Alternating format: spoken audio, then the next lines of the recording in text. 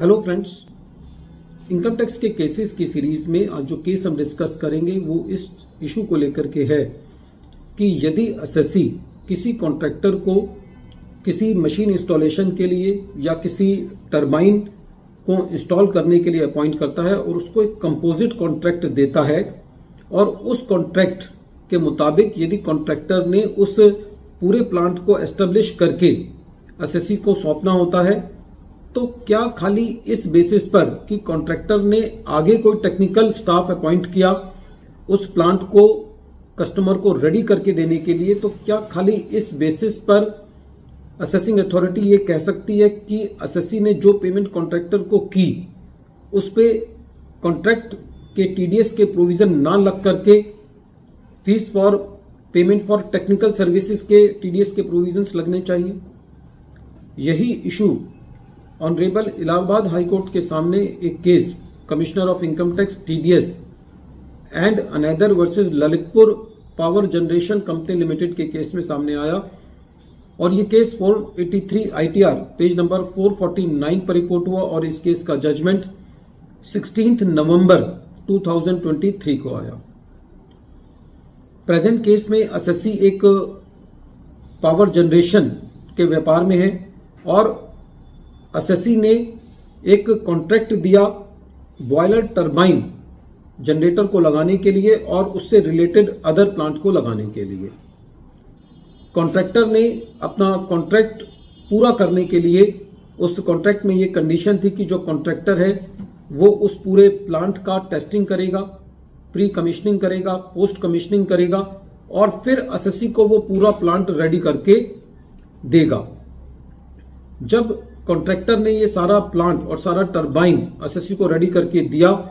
और जब उस साल की असेसमेंट चल रही थी तो असेसिंग ऑफिसर का ये मत था कि क्योंकि उस कॉन्ट्रैक्ट के मुताबिक कुछ पेमेंट्स टेक्निकल स्टाफ को की गई है तो उसके ऊपर सेक्शन 194 सी के अंदर टीडीएस ना कट के higher rate of TDS section 194 J में कटना चाहिए और अकॉर्डिंगली जो असेसिंग अथॉरिटी थी उसने सेक्शन 201 के अंदर एसएससी को असेसिंग डिफॉल्ट मानते हुए कि एसएससी ने कम रेट पर टीडीएस काटा है ऑर्डर पास किए। एसएससी ने इन ऑर्डर्स को आगे चैलेंज किया। जब ये मैटर ट्रिब्यूनल के पास था तो ट्रिब्यूनल का प्रेजेंट केस में ये कहना था कि जब भी कोई कॉन्ट्रैक्ट होता है तो उस कॉन्ट्रैक्ट का जो प्राइमरी और डोमिनेंट ऑब्जेक्ट होता है वो बाकी सब क्लॉजेस को डिटरमिन करता है, उनके नेचर को डिटरमिन करता है और उन सब क्लॉजेस को अपने अंदर सम्मिलित कर लेता है, सबसम कर लेता है। ट्रिब्यूनल का यह कहना था कि जो प्रेजेंट केस के अंदर जो इंडिविजिबल या कंपोजिट कॉन्ट्रैक्ट है वो रेवेन्यू अथॉरिटीज के द्वारा उसको डिवाइड नहीं किया जा सकता खाली हायर रेट ऑफ टीडीएस को अप्लाई करने के लिए। ट्रिब्यूनल का साथ ही साथ ये भी कहना था कि प्रेजेंट केस में जो कॉन्ट्रैक्टर ने टेक्निकल स्टाफ अपॉइंट किया है वो टेक्निकल स्टाफ कॉन्ट्रैक्टर ने अपने बिहाफ पर अपॉइंट किया है, ना कि एसएससी के बिहाफ पर अपॉइंट किया है। और जो कंपोजिट कॉन्ट्रैक्ट है उसको डाइसेक्ट करने का, उसको बाइफरकेट करने का असेसिंग अथॉरिटी के पास कोई अधिकार नहीं है। ट्रिब्यूनल का यह कहना था कि जो कॉन्ट्रैक्ट का डोमिनेंट ऑब्जेक्ट है उसको असेसिंग अथॉरिटी के द्वारा ओवरलुक किया गया है और कॉन्ट्रैक्ट के पढ़ने से यह पता चलता है कि जो टेक्निकल पार्ट था उसके लिए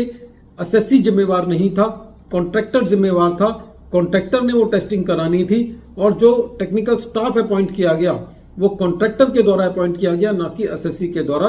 अपॉइंट किया गया। इस तरीके से ट्रिब्यूनल ने यह कहा कि जो असेसिंग अथॉरिटी का एलिगेशन है कि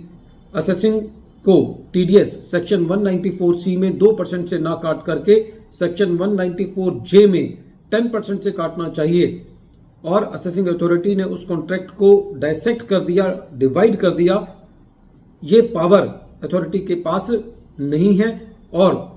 ट्रिब्यूनल ने जो